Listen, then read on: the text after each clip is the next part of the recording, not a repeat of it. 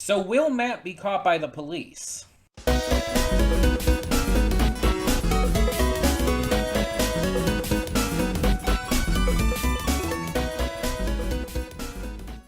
Hey everyone, welcome to Princess Gay. I'm your host Connie, and today we are here with my blind reaction to episode 6 of Daredevil. And just to get this out of the way right off the bat, just as a reminder to you, this is the last episode we're going to be reacting to for the time being. We are going to be taking a break from this as we cut down the schedule. We will be coming back to more Daredevil in the future. I'm really enjoying this so far. But I do need to take a break. It is one of those shows that, on top of just needing to cut down on the schedule a bit, it's one of those shows that's a lot to take in every week. And this kind of goes in line with it being, double length runtime. Um, it's another big reason this is one of the notable ones I'm cutting down on the schedule with. But we will be back with this in the future, like I said. So, meanwhile, last time, Wilson Fisk and Vanessa are, bonding a lot more.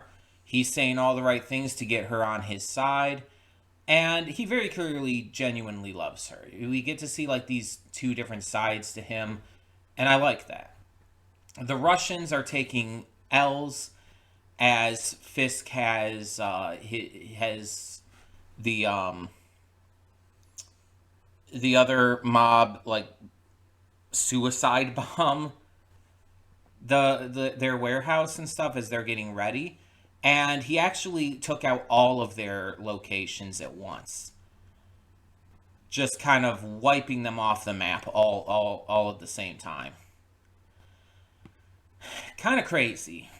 That coordinated of an attack is not going to get as much attention as it probably should, and definitely won't lead back to him. But things have been planned out super well to make Matt look like the bad guy, look like he was going at war with the Russians and everything. So they're pinning the blame. Meanwhile, you also have more stuff going on with Foggy, and it was really great to see his not really growth. That would be the wrong way to put it, but we got to see a different side to him that I feel was very appreciated and very needed. And so it just kind of all led to the end of last episode with Matt being cornered after having the fight with I can't remember the name. The leader of the Russian mob. He's cornered by police. What's he going to do? Is he going to be able to get out of there? Is something else going to come in and cause a ruckus? We don't know. But I'm very curious to see what happens, how he gets out of this, and where we go from there. So, let's get into this and hope for the best. Hold up just a sec. Before you click that link down in the description below to get to today's video, I want to remind you of all the awesome content we have both on this channel and the Princess of Gaming channel. Let's check it out.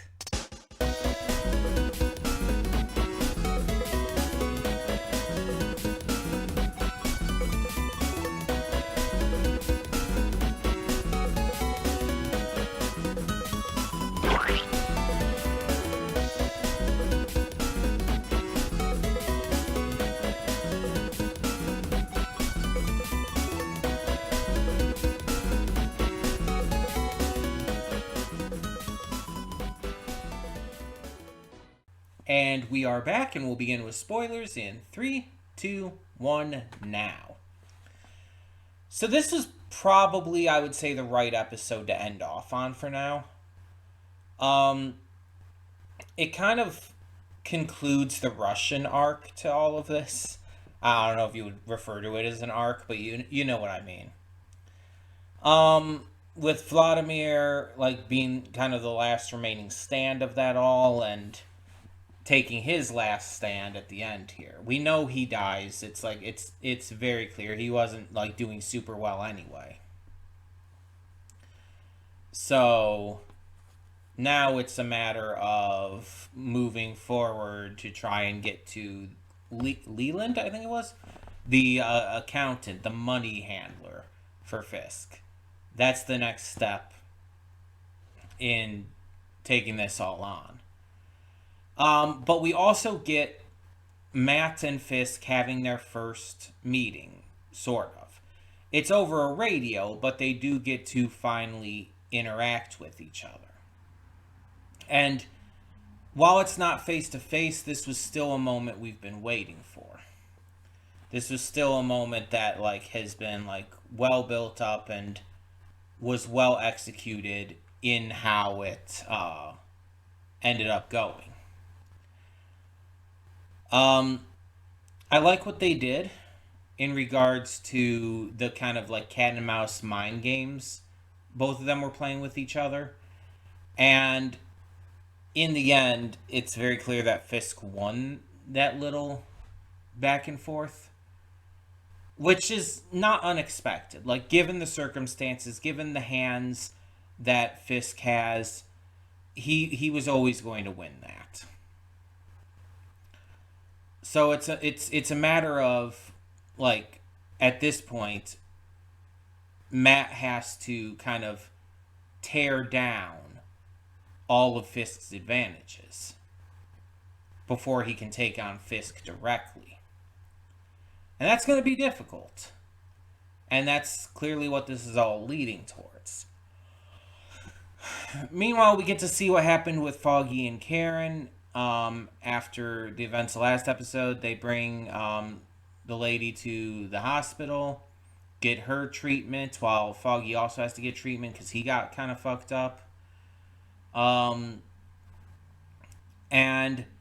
they end up actually meeting Claire there, who they have absolutely no clue has a connection to Matt. But Claire ends up like taking care of Mrs. Cardones? I might be getting the name wrong. I apologize. But she ends up taking care of her, getting her help, and ends up calling Matt, and has to lead him through cauterizing Vladimir's wound. So that's a pretty crazy situation. We also have the cop who's taken hostage, who ends up being killed in the end.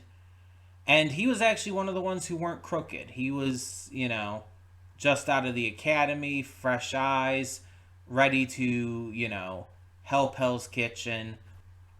Ends up being killed by the corrupt police working for Fisk as a message. So it's like you almost kind of feel bad for the dude. I mean, he's still a cop, but you almost feel bad for him. We also have at one point, like, kind of a false lead that Benny is going to be killed. Instead, the sniper ends up taking out some of the cops, or at least shooting at the cops. Were any of them actually killed? I don't remember if it said if any of them actually like straight up died.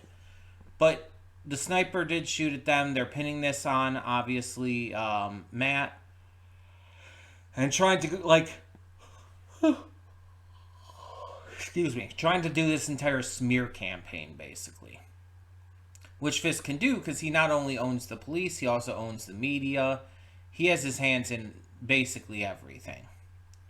So they're working to make him out to make Matt out to be the bad guy, and unfortunately it looks like it's gonna be working.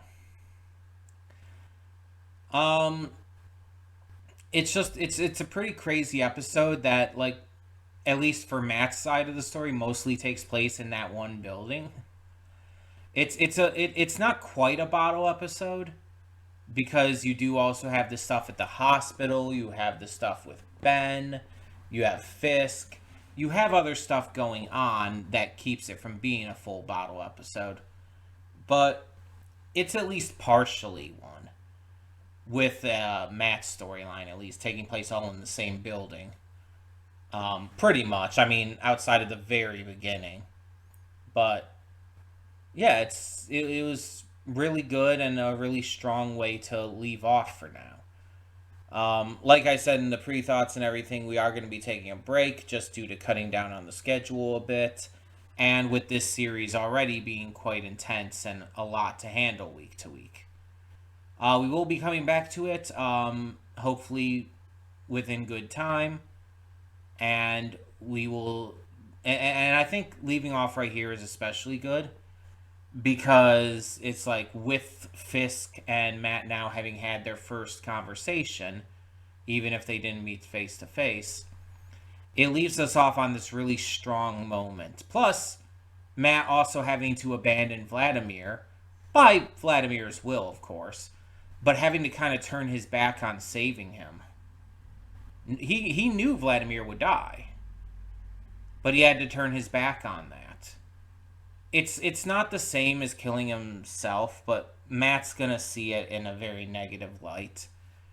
And we know that because of the conversation he had with Claire, like about what she said back at the apartment, which was in reference to her like saying that he could end up like becoming as bad as the people he's hunting.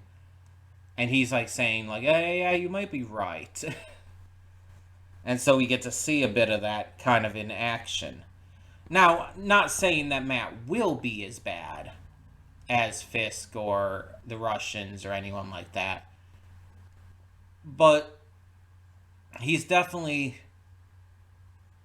like making these hard decisions that are going to like start stacking up and are like at the very least like morally questionable. Because it's like, what is the right thing to do in that kind of regard, in that kind of moment?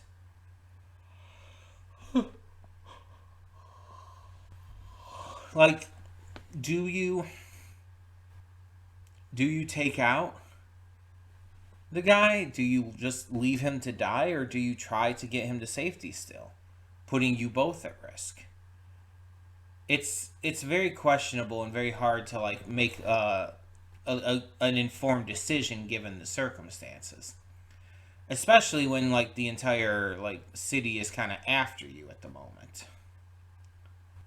But hopefully things work out. Also, Matt definitely needs to get back in contact with Foggy and Karen. They're worried sick about him. So yeah, I wonder when and if they will find out about him doing all this. I feel like it is something that he needs to hide from them, but you know they're gonna find out at some point. You know they will. It's just a matter of when and how. And I kind of hope that they don't find out in a bad way, that Matt tells them, but I don't think that's gonna happen. So, at this point, I guess we'll see. I guess we'll see what happens when we come back to the series. Which, again, hopefully should not be too far away. I don't want it to like be on break forever, but we have to prioritize certain things sometimes, and we have to wait for a good spot to open up where I feel comfortable doing it, and to where it won't overwhelm me in any regard. So I just got to make sure that we'll be ready once we come back to it. But all that being said, let me know your thoughts on this episode down in the comments below. And for now, I'm Connie and I'm signing off. See y'all next time.